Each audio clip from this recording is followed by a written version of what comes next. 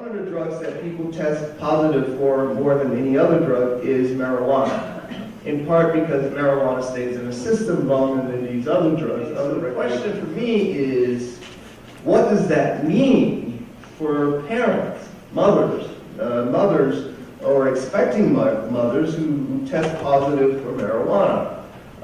What does that mean in terms of how we see them in the courts? What does it mean for their offspring? Particularly when we have this assumption that we operate under.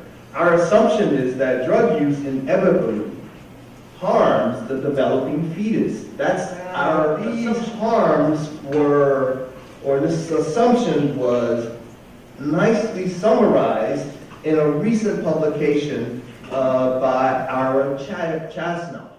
Some of you all might remember Ira from being the person who first described the crack babies that weren't. But Ira came to national prominence because he wrote the first paper on the crack babies and published it in the New England Journal of Medicine and got a lot of attention.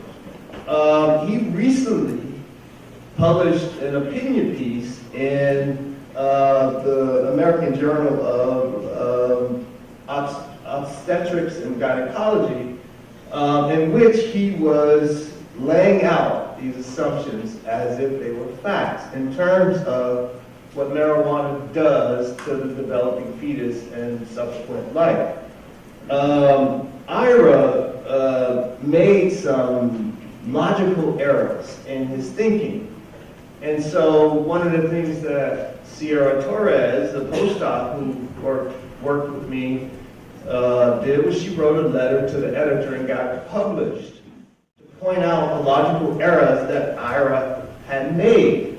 Notably, he made errors about the subsequent cognitive functioning of the offspring who had been prenatally exposed to cannabis. He made these sweeping generalizations that the data just did not support. And Sierra wrote a letter and got it published that led us to do a larger critical review of the literature, the prenatal cannabis exposure literature and on subsequent cognitive functioning of the offspring. So we did a literature detail of these studies. And just an overview of the findings, what we found was of these sort of 400 measures, on 90% of them or so, there were no differences between the children who were prenatally exposed to cannabis and those who were not prenatally exposed to cannabis.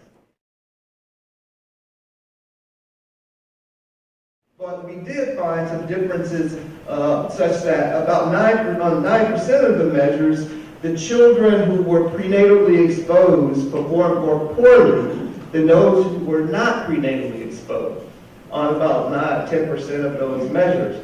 And then they outperformed the control group on 2% of the measures. That's the kind of general thing that we found.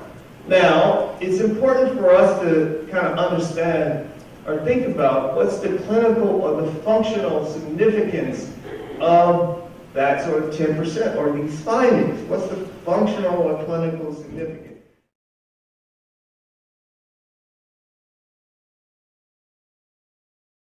When we think about functional or clinical significance, it's important for us to differentiate statistical difference from clinical or functional difference. In the scientific literature, we don't do this very often, in part because it's difficult and it's really difficult to show a functional or clinical significantly different effect. But just here's an example. This is just an example. If you have something like a measure of IQ, if you focus your attention on the white bars, this would be the score for the controls. The blue bar would be the scores for the prenatally cannabis exposed individuals. You can see there is a statistical difference, for example, between these two groups. This is statistically significant. This is different. You can see that. But what does that mean? Well, you can have a statistically significant difference on IQ score, but both groups, if you focus over here, can remain within the normal range.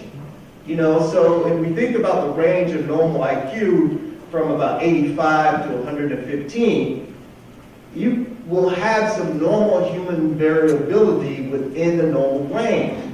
And that's what you find on most of these measures of statistically significant difference.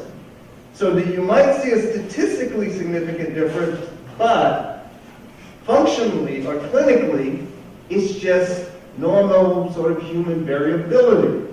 It's like saying, oftentimes what happens in the literature is that when you see this sort of statistically significant difference, people say, oh, this group had a deficit or they were impaired. It's like saying that this group got an A and this group got an A minus. Therefore, the group that's got an A minus is cognitively impaired. The bottom line from our review is that the current evidence does not suggest that prenatal cannabis exposure alone is associated with clinically relevant cognitive functioning deficits. So despite this sort of empirical reality, the researchers in many of these papers make statements such as this: women should be advised not to use these substances during pregnancy, and that the exposed offspring may have long-term subtle deficits. Even though the evidence doesn't support this sort of